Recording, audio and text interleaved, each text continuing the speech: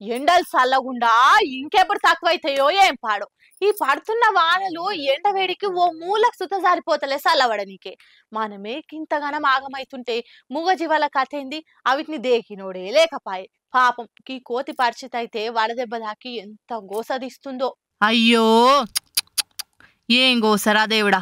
ఎండ కోపక ఓ కోతికి వడదెబ్బ దాకి కళ్ళు తిరిగి పడిపోతే తొవ్వపొంటి పోయేటోళ్ళు చూసి ముందుగాల నీళ్లతో దడిపి సల్లగా చేసిర్రు. అయినా లేవకుండా అట్లనే అడ్డం పడే వరకల్లా ఇన్ని ఓఆర్ఎస్ నీళ్లు డబ్బాల పోసి దాపితే గప్పుడు జర పానం ఉషారై లేచింది. పాపం ఎంత గోసైందో గాని సూపు చూస్తేనే ఎరకైతుంది. గీ ఎండలకు అడవంత ఎండిపోయి నీళ్లు లెక్క గిట్ల పిట్టల లెక్క రాలిపోతున్నాయి మస్తు మూగజీవాలు. మనుషులే ఓపుతలేరు, ఇంకా అవేడ తట్టుకుంటాయి. తక్కువ కొడుతుందా మళ్ళా ఎండ?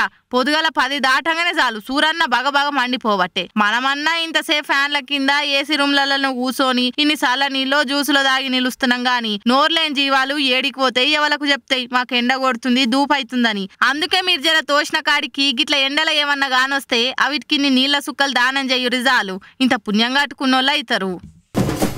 తామేం జరి బొమ్మలాట ఎంతమందికి యాదుంది?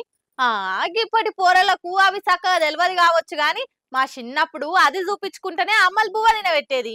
ఇప్పుడు ఆ ప్రోగ్రాం వస్తలేదు గాని అవిటి ఆట ఎట్లుంటదో గీ నిజం ఎలక పిల్లి చూపించినాయి. ఆగో ఆగో ఎట్లా కొట్లాడుతున్నాయి చూడురి. చిన్న ఉన్నప్పుడు టామ్ అండ్ జెర్రీ బొమ్మల ప్రోగ్రాంల సుతా అవి గిట్లనే కొట్లాడేటి. అందులున్నట్టే ఎలక షీట్కే పని చేసి పిల్లి గనవడకుండా దాచుకున్నట్టు ఇది కూడా గట్లనే మూలకు నతికింది. పిల్లేమో ఎల్లు నువ్వు అందులోకి నెల్లు అన్నట్టే దాన్ని గీకి గీకి చంపుతుంది.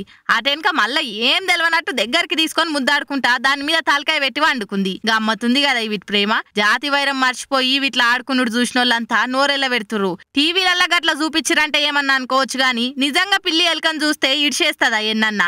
షీరి 2 తునకలు చేసుకొని మరీ తింటది.